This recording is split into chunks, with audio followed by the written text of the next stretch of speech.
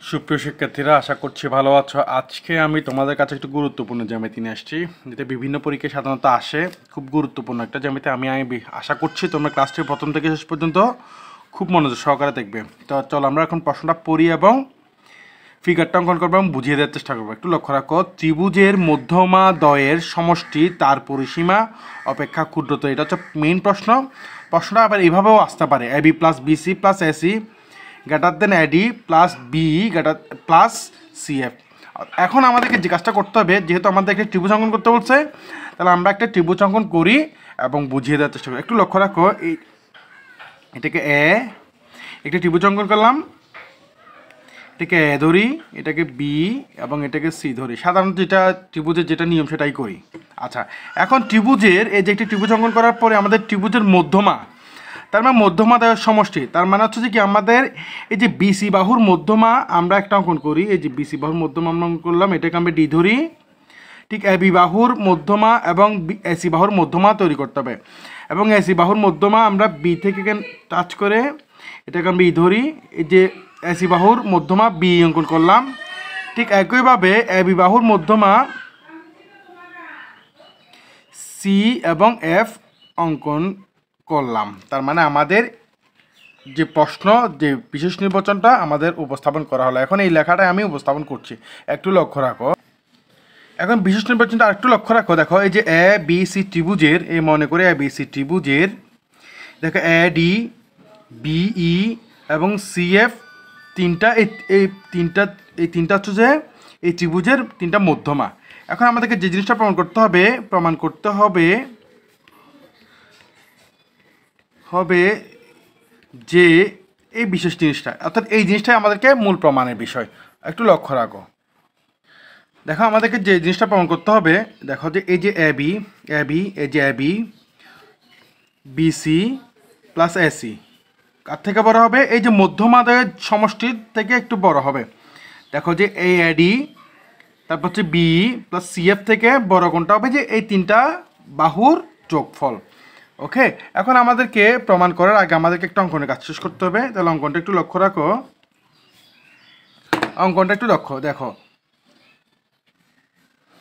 দেখো অঙ্কনটা আমরা কীভাবে করি। দেখো যে এ ডি কে, এই যে ডির বাহুকে আমরা একটু বর্ধিত করতে হবে। এ ডি বাহুকে এমন বর্ধিত করতে হবে, জি পর্যন্ত বর্ধিত করছি। এ ডি বাহু যতটুকু, ডি জি বাহুও কি ততটুকু হইতে হবে। তো আমি সাইড নোটে একটু লিখে কি ডিজি, অর্থাৎ এ ডি সমান যতটুকু, ডিজিও কি ততটুকু হইতে হবে। এখন এই যে এ ডি বাহুকে ডিজি পর্যন্ত বর্ধিত করার পরে আমরা জি এবং সি যোগ করে দিতে হবে। তার মানে আমাদের অঙ্কনের কাজটাও শেষ। অঙ্কনটা আমরা এখন উপস্থাপন করি। এখন অঙ্কনটা একটু লক্ষ্য রাখো। এই যে দেখো, এই যে এ ডি বাহুকে এমনভাবে বর্ধিত করছি যেন এ ডি সমান ডিজি হয়। সি এবং জি যোগ করলাম। এখন আমরা মূল প্রমাণে যাব। একটু লক্ষ্য রাখো। দেখো একটা জিনিস লক্ষ্য রাখো, প্রমাণ করার ক্ষেত্রে এই যে এখানে এই যে বর্ধিত বাহু দ্বারা আমাদেরকে সি ডি জি একটা ত্রিভুজ সৃষ্টি হয়েছে, এবং এই যে এ বি ডি একটা ত্রিভুজ। এই দুইটা ত্রিভুজকে এখন আমরা সর্বসম প্রমাণ করতে হবে। অর্থাৎ এ বি ডি একটা ত্রিভুজ, সি ডি জি ত্রিভুজ, এই দুইটা ত্রিভুজকে আমরা এখন সর্বসম প্রমাণ করতে পারলে আমাদের প্রমাণের কাজ শেষ হয়ে যাবে। আশা করছিল তোমরা ক্লাসটি মনে সহকারে প্রথম থেকে শেষ পর্যন্ত দেখবে। আমি বলছি, দেখো প্রমাণটা একটু লক্ষ্য রাখো। যে এ ডি বি ত্রিভুজ এবং সি ডি জি ত্রিভুজে এখন আমাদেরকে দুইটা ত্রিভুজকে সর্বসম প্রমাণ করতে গেলে দেখো এই যে এ ডি এবং ডিজি কিন্তু সমান, আমরা আগেই কিন্তু প্রমাণ করে আসছি। তার মানে আমরা এটা লিখতে পারি চাইলে এ ডি সমান ডি জি, এটা আমরা অঙ্কন অনুসারে লিখতে পারি চাইলে।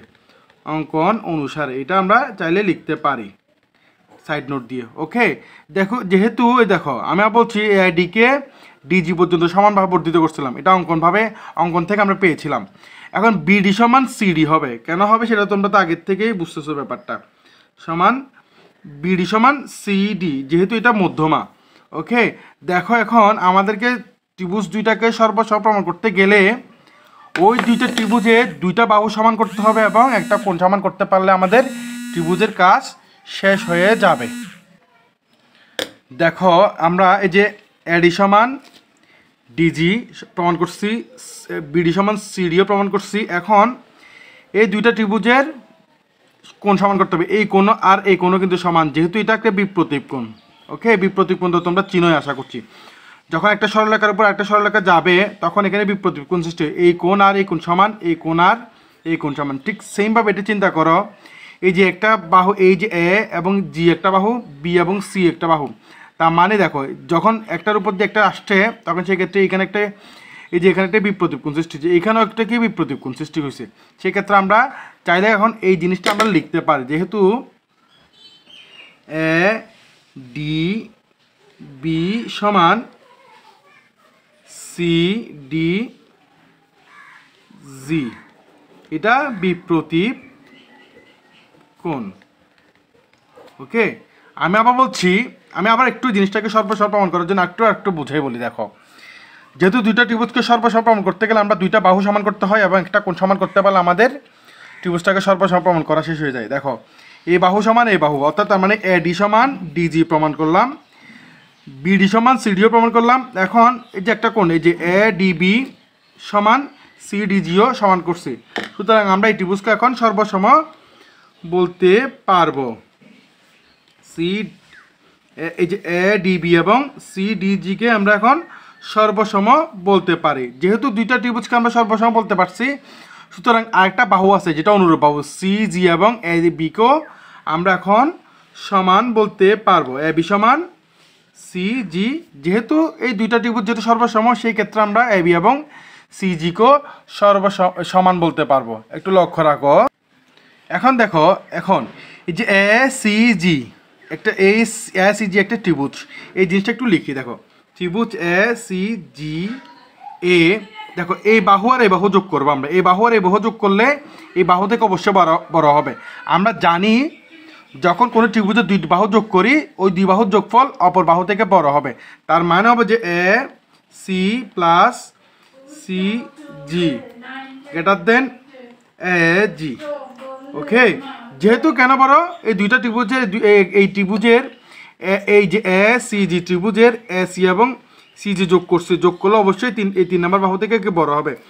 তার মানে আমরা লিখতে পারি এ সি প্লাস সি জি। ওকে, দেখো তো কার থেকে বড় হবে, এই যে এ জি থেকে। এভাবে আমরা চাইলে লিখতে পারি এ জি কে।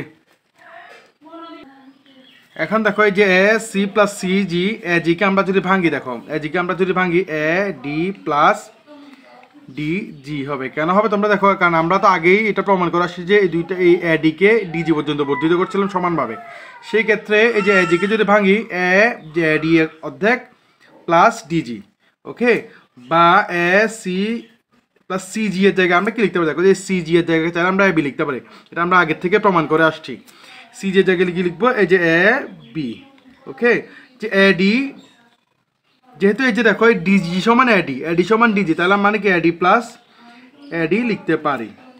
তাহলে A C plus A B A two A D. Okay, তার মানে আমরা এই দেখো A C plus A B সমান গ্রেটার দেন 2 এডি, এটা প্রমাণ করছে। এখন আরেকটা কাজ দেখো, এখানে দেখো, এখানে দেখো যেহেতু এই যে A B plus A C 2 এডি। ওকে, ঠিক একইভাবে বিসি প্লাস এ সি কার থেকে বড়, 2 বি হবে। ওকে, সেমভাবে একইভাবে তোমরা একটা জিনিস, একইভাবে আমি বলছি, দেখো এই যে এই যে এ এবং সি যোগ, এ সি এবং এ বি দুইটা এডি, ঠিক একইভাবে আমরা আবার দেখো কি লিখবো, দেখো তো A B plus B C কার থেকে বলো, যে দেখো এই যে A B plus B C, তার মানে হবে 2 A B plus B C, কার থেকে 2 বি টু সি এফ। সেমভাবে A B plus B C two C F থেকে বড় হবে। ঠিক আবার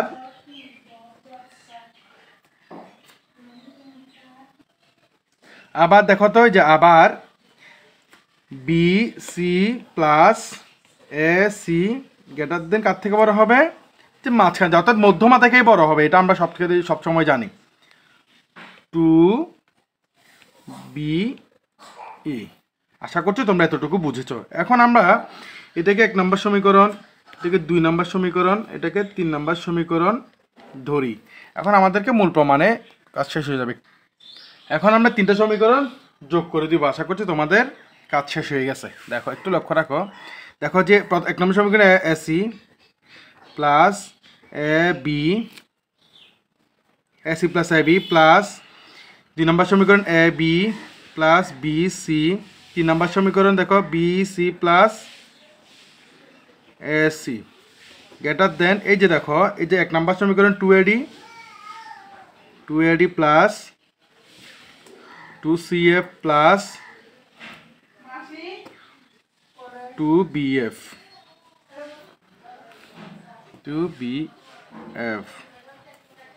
ওকে। এই যে এসি এখানে একটা আছে, দেখো এই যে এখানে একটা এসি, এখানে একটা AC, A B BC BC, তার মানে দুইটা করে সবগুলা 2AC 2AB 2BC 2AD plus CF plus BF। দেখো এই যে 2 এবং 2 কেটে দিলাম, বা AC plus AB plus BC দেন AD plus CF plus BF। ওকে, আশা করছি আমরা যে জিনিসটা প্রমাণ করার কথা ছিল, আশা করছি এই জিনিসটা প্রমাণ হয়েছে। আশা করছি তোমরা ক্লাসটা প্রথম থেকে শেষ পর্যন্ত দেখেছ। ক্লাসটা খুব আশা করছি ভালো লেগেছে। পরবর্তী ক্লাস দেখার জন্য আমন্ত্রণ রইল। ধন্যবাদ সবাইকে।